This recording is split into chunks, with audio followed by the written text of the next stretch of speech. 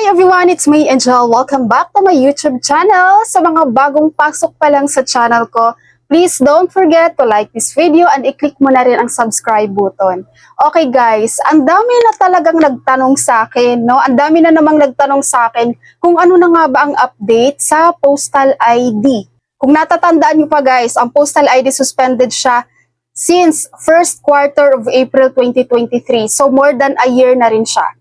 So kahapon meron kaming appointment sa City Hall and after the appointment, nakita ko meron palang post office na napakalapit lang. So hindi na ako nag-atubili pang puntahan at mag-inquire regarding sa postal ID updates. At alam nyo ba kung anong update?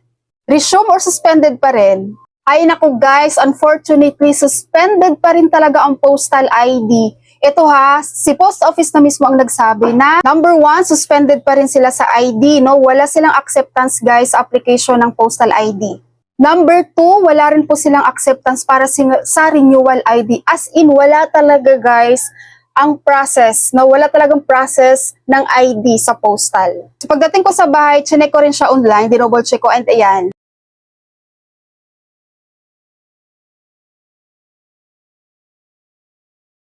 So, suspended pa rin talaga sila.